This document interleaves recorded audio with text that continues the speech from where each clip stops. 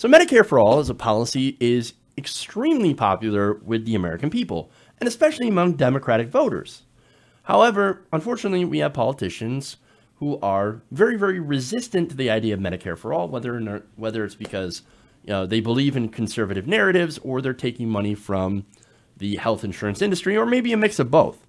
Now, one of those politicians is Nancy Pelosi.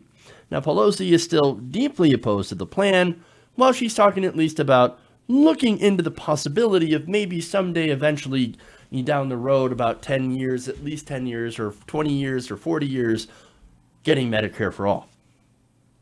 Now, recently, there's an article by Ryan Grimm in The Intercept. It's a great article that discusses how an aide for Nancy Pelosi had recently went to a meeting with health insurance executives. Now, in that meeting, that aide basically pledged that the Democratic Party will continue to fight not for Medicare for All, but against it. Shocker. Now, he writes, Pelosi advisor Wendell Primus detailed 5 objections during this meeting to Medicare for All and said the Democrats would be allies to the insurance industry in the fight against single-payer health care, and instead pitched the insurers on supporting Democrats' efforts to shrink drug prices. Now, how they would do that, of course, is that he presented some possible policy initiatives that the pharmaceutical lobby is against, but that would actually help insurance companies. Now, first, I want to go to his objections for Medicare for All, because again, that was brought up. That's something that the health insurance industry is deeply afraid of, because it would obviously eliminate the need for a private health insurance industry. Now, the objections that he laid out were, quote, the cost. Well, that's interesting. Opposition, stakeholders are against, creates winners and losers, and implementation challenges. Well, now it's funny that you want to talk about the cost, right? Well, the cost would actually be cheaper than our healthcare system, which in about 10 years, our current spending, if we don't change the system, will amount to about $50 trillion over the next decade, or about $5 trillion a year. Medicare for All is projected to cost $32 trillion over the next 10 years. That's $3.2 trillion a year, and it's a massive amount of savings of nearly $20 trillion. That is a lot of money, right? So how can you not afford something that is projected to cost less? That's the question. Apparently, they don't quite understand the answer, and they're basically willfully not believing any of the studies that show that a Medicare for All system would actually save so much money. Now, there's more. Opposition, right? So one of the reasons that they don't want to do Medicare for All is opposition. Oh my God, Republicans are going to be opposed to it. Yeah, and? So the Republicans were already opposed to the ACA. They got 0 Republican votes. None. So, yeah, tell me about opposition, right? Now, but it's not just Republican politicians. Of course, you have the donors that are against it as well, specifically donors to corporate Democrats like Nancy Pelosi. So not only that, but you have other corporate Democrats that are also not in favor of this because, again, they have ties to the health insurance industry and get a lot of campaign donations. So there's that. Now, there's also stakeholders, of course. Now, those stakeholders are insurance companies, which, of course, are against it. Now, the rest creates winners and losers. Well, that's a conservative talking point. And, of course, talking about implementation. That's not a good reason to oppose single payer. Oh, it'll be hard to implement. Really? Any new program, any new ambitious, bold program is going to have some challenges in implementation. I mean, did anybody forget about the ACA? That was a train wreck for the first year. Republicans hammered Democrats on that because the website wasn't working. And so there were a lot of issues. And of course, the ACA is actually an incredibly complicated mix of private insurance and public, like Medicaid. And then you had the exchanges that had to get set up, and each state had their own exchange that they could set up. And it's not the federal government. It was deeply, massively complicated. Medicare for All actually eliminates a lot of that complication. It sets up one single insurer, the federal government. So that would actually be probably easier to implement on a national scale. But anyway, now what's their plan? The Pelosi's. Well, their plan, of course, is to not do Medicare for all, but to strengthen the ACA. Of course. And that's what she's been talking about for quite some time. Now, that actually doesn't solve any of the real problems behind why the ACA hasn't gone far enough, right? Now, still, Henry Connolly, spokesman for Pelosi, said that the assessment of single payer was not related to any deal making with the industry. Right.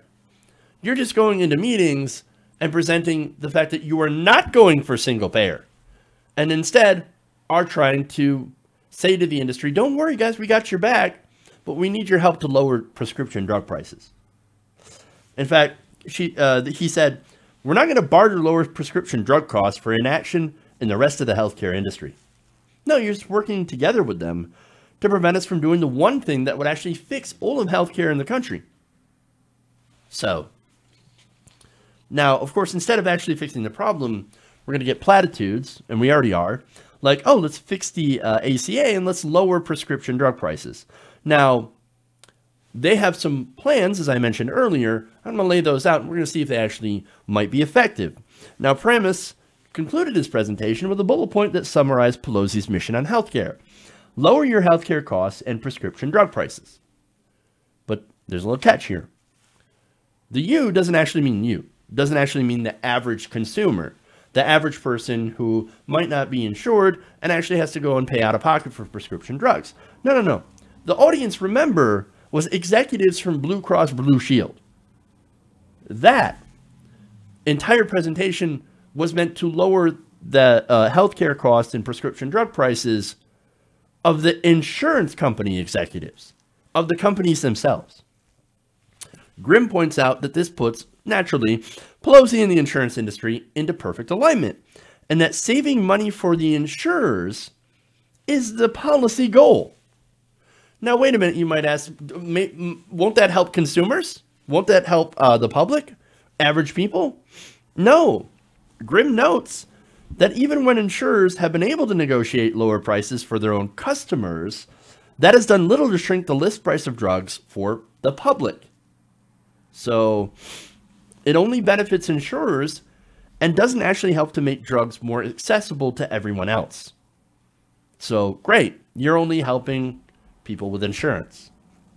Now, as I said, there are some pieces of legislation that Pelosi wants to put out that she thinks might help with the insurance companies' cost for healthcare or prescription drugs. The first is the CREATES Act, and it would make it easier for generic drug companies to get access to a sufficient quantity of medications needed to produce generics. Now, generics are often cheaper, so maybe that will have some sort of impact. The second measure addresses what's known for pay for delay, in which a drug company pays a generic manufacturer to not produce a generic version of an expensive drug. The Democrats under Pelosi want to ban that practice. Okay, that's not bad. The third revolves around the issue of evergreening, which is a pharmaceutical industry practice of extending patent protection for a particular drug through a variety of different practices. Democrats want to restrict that to encourage cheaper generics and make sure that they make it to the market faster. Now look, these are not bad. These are decent incrementalist reforms. But you know what's missing? Importing cheaper drugs from Canada and allowing Medicare to negotiate drug prices with pharmaceutical companies. The politics, these policies are okay, right? But it is more incrementalism, right? These are more incremental steps that might lower it a little bit, but won't actually solve the real problem behind this. And look, the insurance companies are obviously going to make more money as well because they can pay less for those drugs. So it's going to help the insurance companies, I think, more than anything. So, but now let me get to why they're against single payer so much. Now, Grimm writes, Primus like Pelosi is well known to be a deficit hawk, and both of them subscribe to the argument put forward by the late Pete Peterson that the debt and deficit are among the gravest threats facing the country. Now, Pete Peterson, I've talked about him before. He spent his entire life pushing for major cuts to Social Security and Medicare, and spent millions, possibly billions of dollars funding think tanks and buying politicians willing to drastically cut those programs in the effort to privatize them. This is where the corporate Democrats are. This is where they've gone wrong. They have internalized Republican propaganda on the debt. They literally believe that on economic matters of spending, like tuition-free public education and single-payer health care, that Republicans are right. That we just can't afford it, that we have to do austerity for the people because, well, I mean, we just have to. We just don't. Republicans are right. Republicans are right. I mean, this is what we're doing here. This is what the corporate Democrats believe. Now, that's just not true. That's not how the government works. It's an excuse to use to basically privatize public goods in order to make private corporations money. Now, Stephanie Kelton said, you know, a lot of great things on this. She's been a proponent of MMT, that's modern monetary theory, and which actually explains how the government spending actually is supposed to work. She said that the government can afford any new program it chooses to fund. The limits are in the real economy. If producers can't keep up with the additional demand, inflation will result. She also said that the federal government, as the issuer of the US dollar, can create all the money that is needed to guarantee health care for all of its people. It's the rest of us who merely use the dollar who have to worry about costs and where to come up with the money to pay a huge medical bill when our private insurer refuses to cover the cost of care. You know who agrees with Stephanie Kelton? The last two Federal Reserve chairs, Alan Greenspan and Ben Bernanke. Greenspan had once said, the United States can pay any debt it has because we can always print money to do that. So there is zero probability of a default. So the economics is on the side of progressives, not on the side of Pelosi, who is not a progressive.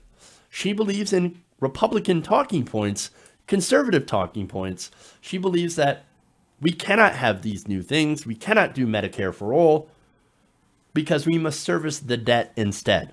And we must eventually cut Medicare, Medicaid, and Social Security to pay for it. That's Pete Peterson, and she subscribes to that theory. So they have internalized Republican talking points and also take money from the industries that Medicare for all would eventually eliminate. That's why she's never going to be for it. Not in 20 years, not in 100 years. Even though the vast majority of Democrats want single payer. This is a winning issue for voters, but it's a losing issue if you're a politician who continues to take money and to serve the donors. And that, unfortunately, is Nancy Pelosi. Hey guys, hopefully you enjoyed that free video. Now I'm going to have to ask you a favor. Between the demonetization and the YouTube algorithm messing around with view counts, etc., we're having a hard time adjusting to the new YouTube reality, which is where you guys come in. See, we have a Patreon, patreon.com/TYTNation, set up to help us rely on you guys, the viewers, instead of big corporate ads. Look, you know the show. You know how I'm not in favor of big corporations anyway. So help us transition away from relying on the ad model to pay the bills and sign up to be a patron, patreon.com/TYTNation. That goes a long way to help us keep the lights on. And you guys will know that you're supporting independent progressive media.